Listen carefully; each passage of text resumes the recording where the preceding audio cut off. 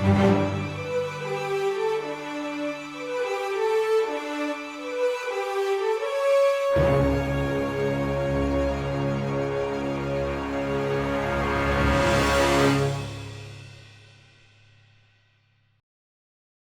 we begin, thank you very much to Henry P. for joining my Patreon campaign. Very appreciated. Thank you so much for the support.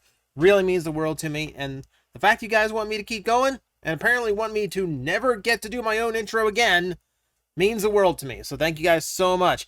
I didn't want to spend too much time on the shoutouts this time because, oh my god, you can already see what we're dealing with here. So this is already kind of a big deal. You already know it's going to be a weird Toy Store life when I'm not sitting down and you're not staring out at the wall behind me. You're staring a little bit different perspective, and I have to stand up for this one. So I hope you appreciate all the hard work that goes into my job. Kidding. So we had someone coming in with the promise of vintage Sentai stuff. Now, for a store like this in a small town, you know, not a whole lot of like geekdom going around, it is a little bit of a risky gamble to take in Sentai toys because a lot of times I'm the only one who knows what it is. The fact that anyone actually came in with things that are not entirely familiar to me, is kind of amazing. So, looking through, they came in today, and it's one of those situations where, like, you remember, like, I did an episode to tell you about kind of the dark side of the toy industry, especially like the collector store industry, because there's always situations you don't want to be in that force you to sell up the collection you have just for like the fast money you need right on offhand. I'm not going to get into it, but he and his family were in rough times. So when situations like that happen, my heart bleeds a little. We need to make a profit, but we try to give as much as we can and still be able to turn a profit. So like a lot of things like this aren't going to do fantastic for the shop, but they'll do okay. And we're good with okay in the right situation. But I hope you guys realize, like, my backup plan here is the promise that if it doesn't sell in a few months, I have an audience who will easily buy it. So you guys are plan B. I apologize for that, but in this situation, it made the deal happen. So let's go through this, because this is like one of the craziest hauls we've ever had, one of the most surreal trade-ins that I've ever dealt with in this store. And we're going to start with the loose stuff, the stuff that doesn't have its box that you can already see on camera. So, like, I think we start with, like, the big guy right here. So that is Live Robo from Live Man. What are we dealing with here? 1988. He's a heavy one too. He's like super heavy. If you never held this guy up, like probably one of the heaviest Megazord toys I've ever handled in my life. It's a beefy one too. Like, it's really differently designed than a lot of Sentai toys, which is interesting to me. Yeah, it seems like I don't think it's got a weapon, but like everything else is in good condition. It's combines. The chrome's a little bit worn, but you know, it's an old toy, so that's not really shocking. But things like that you don't ever see. Like, even in stores like this is a rare commodity to find. You know, like a pre-Power Ranger Sentai toy. You're talking about like 1 in a million shot of finding that. Now, of course, there's going to be people watching that, yeah, you found them at your store.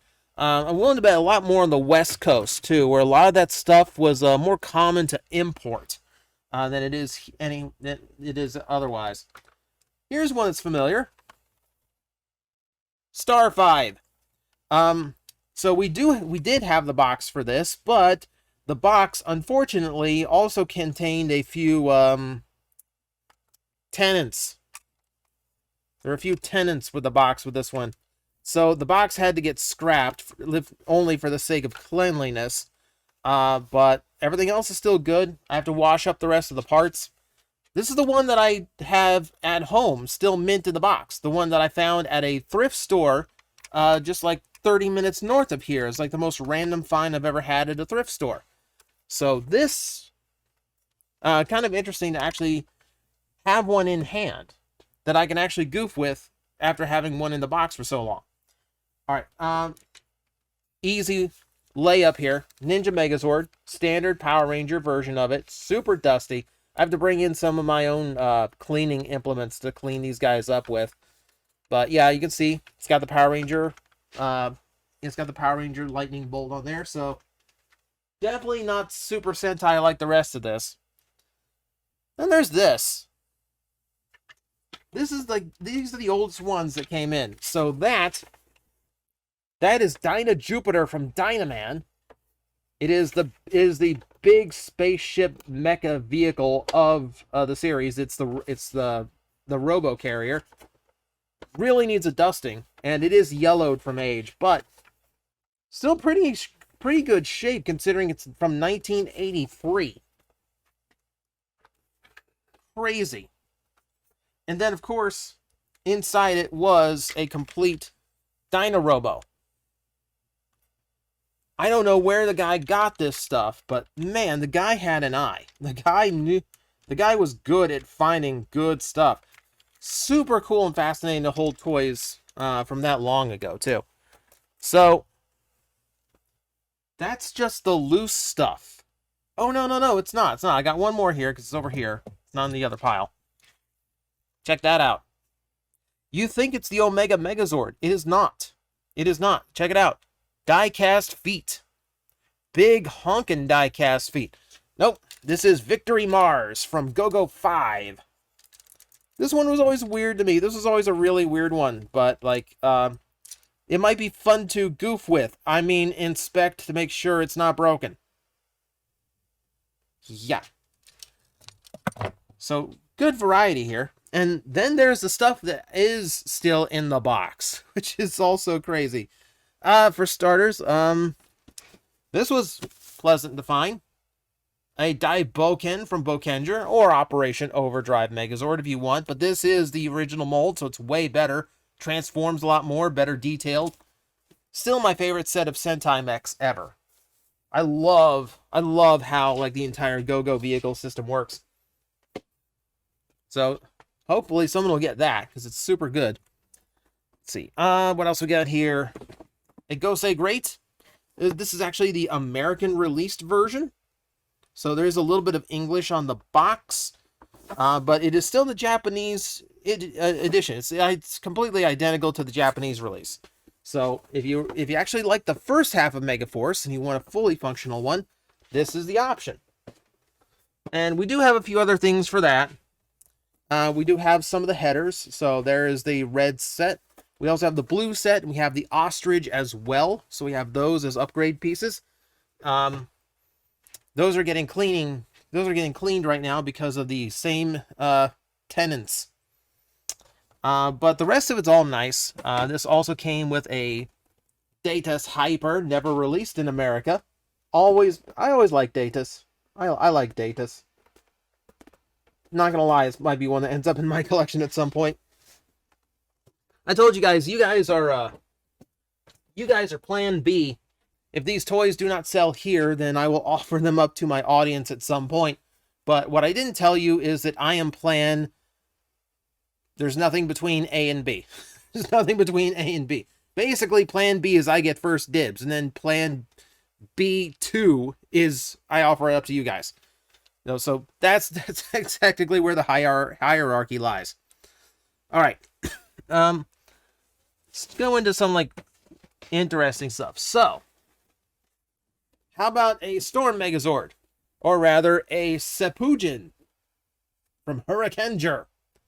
Still sealed. A lot of this stuff is like really good condition too. Like some of it is still even in its original wrap. So like, aside from it just being open and played with for a little bit, everything has been put back exactly as it came from the factory. So it's like really, really good shape condition. Like, none of it is sealed, by the way. All of it's been opened, all of it's been played with and displayed, but it seems like everything is in immaculate shape. Even the really old ones are really good. If you want some additional stuff for your Sepujin, we do have some of the weapons. So you can accessorize as well. Nice to have. What else down here? What else is interesting? All right. Ooh. Gingayo from Gingaman. This was the first Megazord that I said I didn't actively want. This is where I stopped buying Megazords as a kid. I don't know why, if it was the aesthetic, if I just wasn't interested in the show as much anymore, but like, I still watched the show, but I never felt the need for the toys after In Space. I actually stopped in the middle of In Space because I never got the Mega Winger. But that is a beautiful piece, a Zord I've never played with. And it's heavy. I'll guarantee this is way more die-cast than the American version had. I'll guarantee the American version didn't have any die-cast. So, fantastic piece. Fantastic piece. Man, that one might come home with me someday too. Not gonna lie. What else? There's a few other things. I'm trying to decide what goes last here. Oh, so it wasn't just DX stuff. It wasn't just deluxe. This guy also brought in Soul of Chogokin stuff too, which is kind of unreal. How about this? It's not Super Sentai, but how about a full Voltron? How's that do it for you? Or Go Lion, if we're being technical about it, since it's a Japanese figure. Yeah. I've told people, like, there are people who come into the shop asking for Voltron. I'm like, you know, they make a super nice one now. They make like a super high quality one. Now we have the super high quality one. So that's gonna light someone up.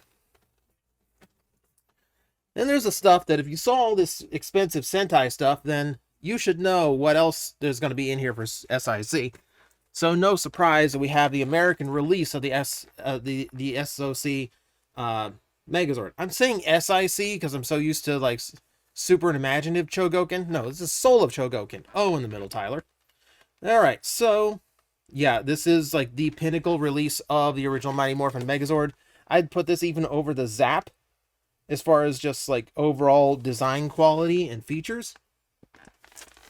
It's not one I would personally want, but it's super cool to have it here. It's also super cool that we have the Dragon Zord to go with it. This is again in that dark side of toy collecting, because I know anything Green Ranger right now is going to be huge demand, so having a Dragon Zord on hand, great for the shop, even if it is unfortunate the circumstances as to why it's great for us. And of course, we're not going to be able to talk about those two. We don't also include this big boy. I'm actually surprised that the box is like, well, for starters, it's a squared off box. It's like smaller than the original DX one was, so I'm imagining it's just broken down into a lot more parts in the box. But like, I can feel how heavy this is. This might be the heaviest one. So it's either like half die cast or they included a brick with it. And we're going to wrap up with these two, which is, I think, the coolest pieces we got in from this entire set. The first one is Jet Icarus from Jetman. If you don't know, Jetman was supposed to be the first thing we got as Power Rangers, but they passed on it because the next theme was dinosaurs. This is right around when Jurassic Park hit, so they knew it would be the thing to catch kids' attention with, rather than Birdmen. But this was this is one of the first pitches. This is the first pitch that worked. That Fox went, okay, yeah, we'll make a show out of this, but we're gonna wait one more year. We're gonna wait till we get those sweet dinosaurs to work with. Yeah, so this is one. The transformation combination method on this thing is crazy. I love how that toy works, and I especially love it when you also have Jet Garuda. Absolutely awesome. The fact that the boxes are still here, the boxes are not in great shape, but the fact the boxes are still here, I think is pretty incredible. I showed these to you last because these two are going home with me. It is, fair that like I do get first dibs over a lot of the stuff that comes in here. And of course, when you're talking about someone bringing in a Sentai collection, naturally I'm going to want first dibs on it and I'm going to want to share. But I figured these are the safe ones to take. Number one, because they have very little chance of selling in the store, being a pre-Jew-Ranger set of Sentai toys. But also because, they're just really, really nice figures that are going to look quite nice in with everything that I have. So that has been my day. A good chunk of the day was negotiating that deal. And it's been a big negotiation day, period, here at the shop. So I'm exhausted. But it's been a rewarding day. Like, just being able to see some of these things and just like how incredible it is to see them in person and to even be able to do something I never thought I'd get to do. Play with them. Absolutely awesome opportunity, and it's one of the reasons why I love this job. Every now and then your passion walks into the store, and it makes for an incredible day at the office, if not exhausting sometimes. But that is the toy store life. Guys, I am facing the most powerful enemy any YouTuber can face, the algorithm, and I need your help to defeat him. Hit the like button, hit the subscribe button, hit the notification bell, and leave a comment. Every time you do, we attack that algorithm and we drive it back until it can no longer defeat this channel. Thank you very much.